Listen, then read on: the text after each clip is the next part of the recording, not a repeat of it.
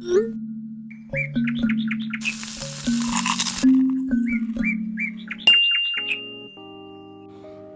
Good morning.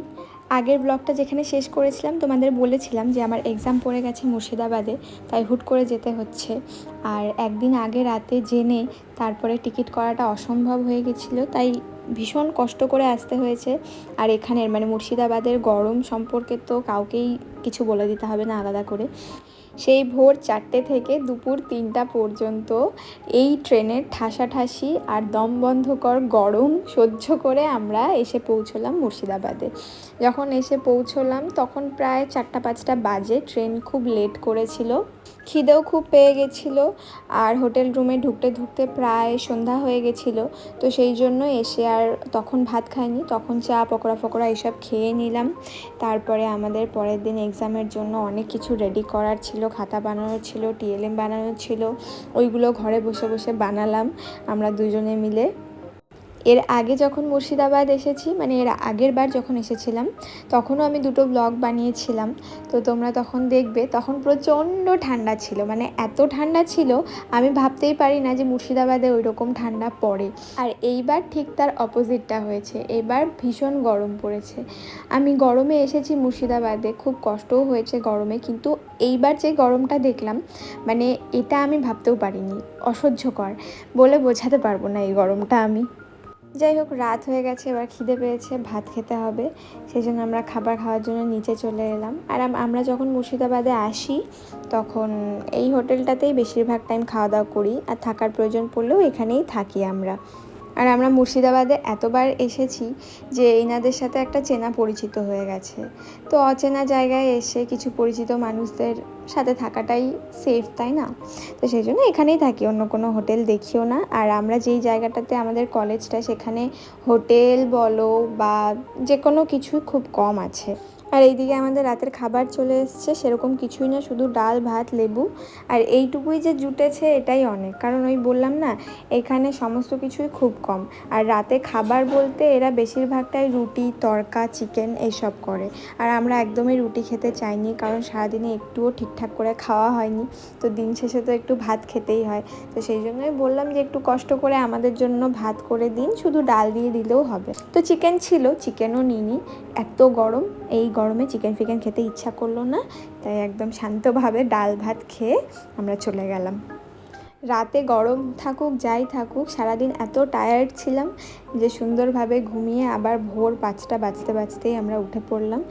কারণ গরমের জন্য এখন স্কুলগুলো সকাল 6টা থেকে শুরু হয়েছে, তাই আমরা 6টার আগেই বেরিয়ে পড়লাম।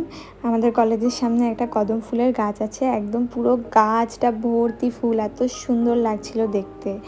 আর এই ভোরবেলাতেও, তখন 6টা বাজে প্রায়, ওই ভোরবেলাতেও এত গরম লাগছে যে দাঁড়াতে পারছি না গরমে বাইরে। তবে একটা জিনিস আমি এইবার এখানে এসে দেখলাম, এত গরম, মারাত্মক রকম গরম, তারপরেও গায়ে একটুও ঘাম হচ্ছিল না, বরং একেবারে ঠান্ডার দেশে গেলে যেমন হয় স্কিন পুরো ড্রাই হয়ে সাদা হয়ে যাচ্ছিল। তাই বারবার করে ময়শ্চারাইজার বা তেল কিছু লাগাতে হচ্ছিল, ঠোঁট ফেটে যাচ্ছিল, বারবার গলা শুকিয়ে যাচ্ছিল, একটু একটু পরপর করে একটু একটু করে জল খাচ্ছিলাম। এরপরে 10টা 10:30 নাগাদ আমাদের কলেজ থেকে আমাদের খাবার জন্য একটুখানি টাইম দিল। তারপরে আমরা হোটেলে এসে আবার একটুখানি খেয়ে নিলাম, কিন্তু এখন আর ভাত পাইনি। পেছনে দেখতেই পাচ্ছ সবে ওরা ঘর মোছামুছি শুরু করেছে, এখনও কোনো খাবার রেডি হয়নি। তাও বেচারারা আমাদের জন্য তাড়াহুড়ো করে রুটি তড়কা বানিয়ে দিল, যদিও তড়কাটা আগের দিন রাতের ছিল। কিছু করার নেই, না খেয়ে থাকার থেকে তো এটা খাওয়াই ভালো, ভীষণ খিদে পেয়েছিল। তো ওটাই খেয়ে নিলাম, খেয়ে এক্সাম দিয়ে বাড়িতে এলাম। তারপরে সারাদিন রুমে বসে ভালো করে রেস্ট নিয়ে নিলাম, ঘুমিয়ে নিলাম, স্নান করে ফ্রেশ হয়ে নিলাম। এরপরে রেডি হচ্ছি, কারণ এবার আমাদের ট্রেন আছে। এবার আমরা আমাদের শান্তির জায়গায়, আমাদের নর্থ বেঙ্গলে ফিরে যাব। আর দেখো বেশি বেশি করে ময়শ্চারাইজার লাগিয়ে নিচ্ছি আমি হাতে পায়ে, কারণ হাত পা পুরো সাদা হয়ে যাচ্ছে একটু পরপর। আর এখানে আমি একটুখানি ব্র্যান্ড প্রমোশন করে দিই, এই ময়শ্চারাইজারটা আমার ভীষণ ভালো লাগে।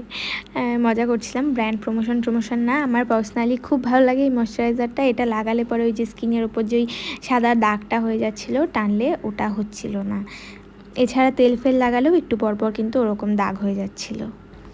আর আমি আর মেজদি ভাই এই ডিহাইড্রেশনের চক্করে এমন মুখের মধ্যে তেল আর ময়শ্চারাইজার লাগিয়ে নিয়েছি, লাস্টে মুখটা কালো হয়ে গেছিলো। আর আমরা পাউডার থুপে থুপে দিচ্ছিলাম যাতে একটুখানি ম্যানেজ করা যায়। যাই হোক, এরপরে আমরা রুম থেকে বেরিয়ে পড়লাম, আমরা চেক আউট করে নিলাম। আর এই নীল আলোটা দেখলে কেমন একটা ভুতুরে ভুতুরে ফিল আসে না? আমার এইটুকু জায়গা আসতে এত যে ভয় লাগছিল, মনে হচ্ছিলো এই বুঝি আমার পেছন পেছন কে একটা আসছে। যাই হোক, তারপরে আমরা চেক আউট করে নিয়ে আমরা স্টেশনের দিকে গেলাম। স্টেশনে আমার এক বন্ধু এসেছিলো, বন্ধু বলবো না ভাই বলবো, ভাই হয়, বন্ধুর মতন আর কি। তো সে এসেছিলো আমার সাথে দেখা করতে, সে প্রত্যেকবার আসে দেখা করতে। আর হ্যাঁ, ওর সাথে আমার পরিচয় হয়েছিল গেম খেলতে গিয়ে। আমি ফ্রি ফায়ার খেলতাম একটা টাইমে, ভীষণ ফ্রি ফায়ার খেলতাম। তো ওখানেই ওর সাথে আমার পরিচয় হয়েছিল। তারপরে জানতে পেরেছি যে আমার কলেজের পাশেই ওর বাড়ি, মানে এটা কোইন্সিডেন্টলি হয়েছে।